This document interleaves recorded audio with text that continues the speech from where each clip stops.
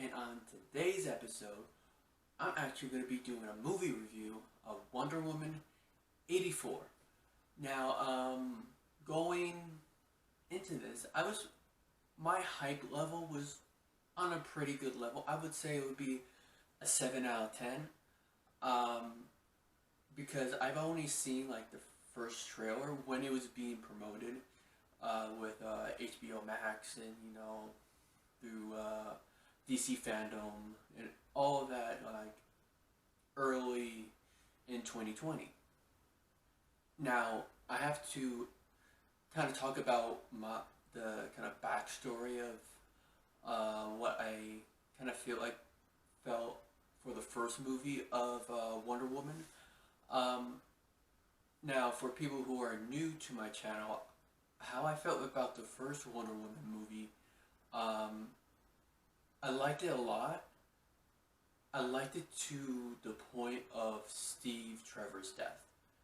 Now, the reason I said that is because I don't really like the Wonder Woman and Ares fight because it it doesn't feel any. I don't have a connection to it. I'm not, I don't care about Ares, you know.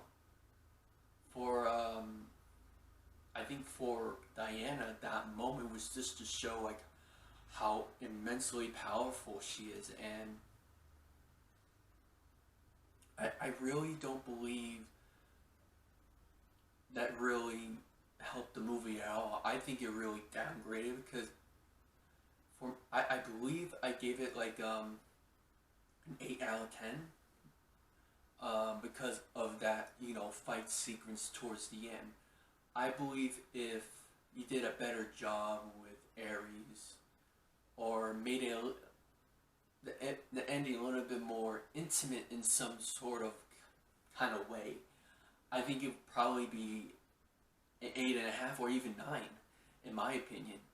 Um, I thought Gal Gadot in the first movie was good, but I think there was like, you know, I would say she wasn't fully confident as Wonder Woman because obviously Wonder Woman is a big thing to do, and obviously she was in Batman v Superman, so we knew her from that. Um, so looking back on it, she was good, but wasn't totally, that Wonder Woman that, I would expecting.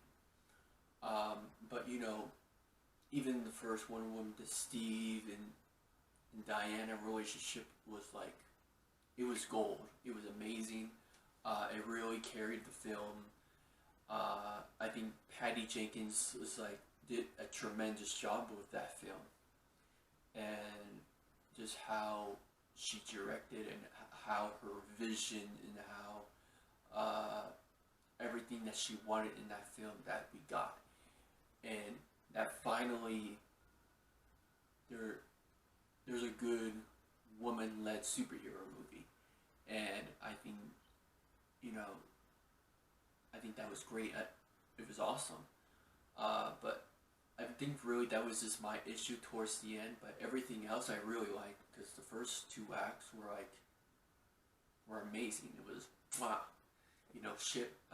chef's kiss, Um, but really, just thinking back on it, I think that was only my problems with it. And even though I had like one problem towards the end, I was like really excited to see where Wonder Woman will be led next, and and with those trailers that we got, I when I saw the first one, but I was still really excited about how they would progress her into her story, especially being in the 80s in 1984. I thought it would be very interesting, and from everything that we see, it was a bit more colorful, and everything I saw was like, oh, I was getting really excited.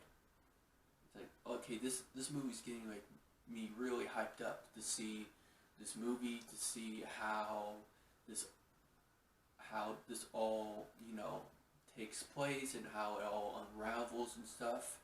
So now that I said my hype level, I'm gonna give you my review.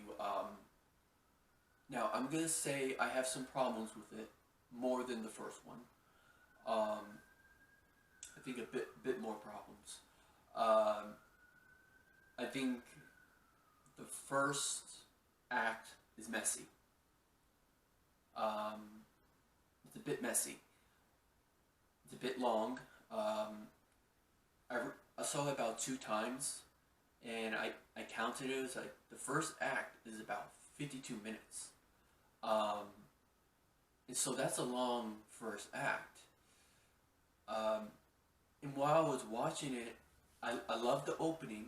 I love going back to the Themyscira, going and seeing young Diana, really seeing how good she really was in a particular race, that she was pretty much beating like the grown-up Amazon warriors, and she was like, it was nothing to her. She was doing all these great things, athletic, godly things, and I really love that. And it was really off to that good start from the first Wonder Woman movie. But what I think really hurt the first act was really introducing Wonder Woman into 1980s. Because they had, in the beginning, they had a lot of cheesiness, a lot of 80s cheesiness into it. And even though there's a mall scene that's very Donner, Superman 2 kind of thing, which I love. I love Richard Donner. I love Superman 2.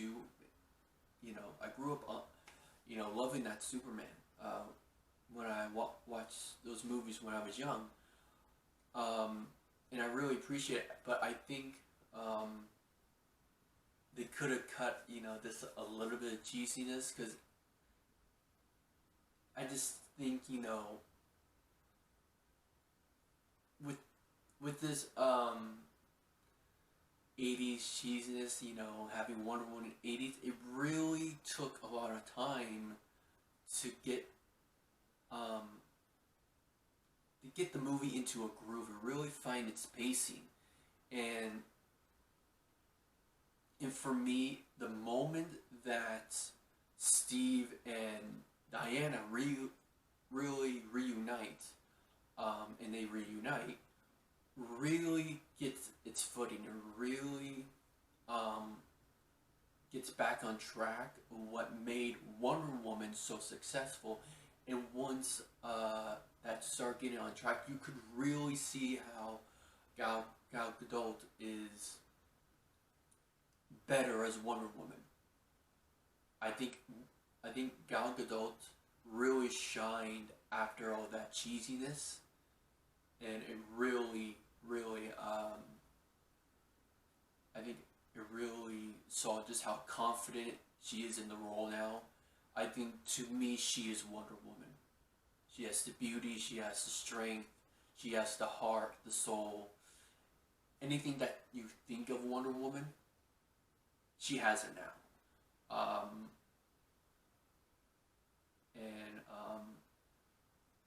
I can't think of any other person who could be Wonder Woman. And I would say, if you are a fan of, the Wonder Woman TV show, I think you would appreciate this movie a little bit more than I did, because I didn't grow up with the TV show. I know a lot of people did, and so maybe that's why they like it, but I think it was just a little bit too much 80s cheesiness. So, but after we get past that, and with the Steve and Diana and all that, I really think the movie really picks up in a great way. I have to say that's one of the standouts. Pedro Pascal as Maxwell Lord. I thought he did a fantastic job, and I think the cool thing about his character and how Pedro Pascal really performed in this movie, he pretty much performed like an '80s villain. And if this kind of villain was in any kind of movie, like in today, I don't think it would work. I think it would really fail because he was pretty hammy, pretty cheesy, but that those are '80s villains. So in this particular role in this particular movie, I think he did a great job with how he did everything and how he really acted the role. Um, Barbara, aka Cheetah, I thought Kristen Wiig. At the end of the day, she did a great job. She impressed me. Um, Wanting to be like Diana and showing just how, you know, just how she was with her strength, with her beauty. I mean, she really portrayed Cheetah in that kind of, you know, apex predator could actually go up against Diana. Um, and so I thought she really did a great job at it, and her character I thought was really cool. I thought she had a cool character. Now, I would say those are my standouts. And like I said, the first act is pretty messy, but I think there are some plot holes in there in this movie that's kind of questionable of why they made those decisions, and using the whole MacGuffin of this movie is a stone, it's a magic stone about making wishes. And if when you make that wish, you have to sacrifice something. There are some inconsistencies with that stone and how it's used within the story that really got me kind of iffy on how it was in the plot. Now, I'm not going to tell you any spoilers. If you've seen it, you already know. But for people who have not seen it, I'm going to let you see it for yourself and see what you think and if you agree with me. Um, yeah, so I think using that in the plot, it kind of got messy. Um, and that's why I gave this movie a 6 out of 10. Um, I really was kind of, I wouldn't say disappointed, I would say more let down, because with the action scenes, they did show some action. It was more, you know, more character based than more action, because the first one had like a good amount of action, because in the first one you had the battlefield scene, you know, one man army kind of thing, when she was like going through uh, the battlefield, just like bullets deflecting off of her, and she was like, wow, that's Wonder Woman, you know, really great action set piece, like No Man's Land, you know, being like all powerful woman and just beating, you know, the Nazi Germany soldiers and that stuff. In this, there's not really something like that. They have like a truck action, you know, set piece, but for me, it's not as good. Um,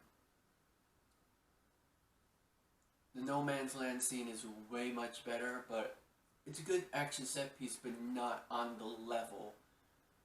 That action, you know, set piece is on a whole different kind of level. Like one of the greatest action scenes in a comic book movie. Um, and so I think it kind of let down on that, but so yeah, I had to get a 6 out of 10. with those plot holes and things not adding up, um, and with the slow first act. But like I said, the relationship of Diana and Steve really carry through the movie really well, and they have a really emotional scene in this movie that, you know, you could really tell just how much Gal Gadot has improved on her acting in everything, and I was really impressed, and I was, you know, like, okay, there we are. That's Wonder Woman. That's Wonder Woman. And in that moment, it's like, okay, there we are. You know, there's you know, there's no one else that can be Wonder Woman but her. You know, from the work she did, you know, and everything. Yeah, she's my Wonder Woman now. So,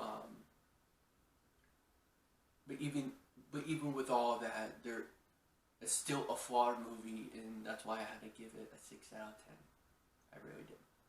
So, now that you know my review, now that you've seen my opinion on the movie, I want to know what you think.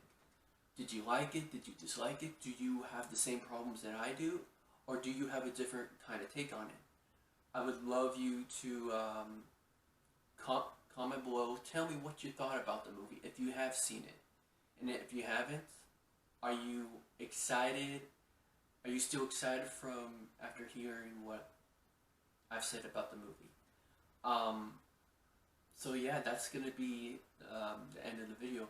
But if you're new here, if you never see my videos, make sure to like, comment, and push on the notifications at the bottom to make sure when my new videos,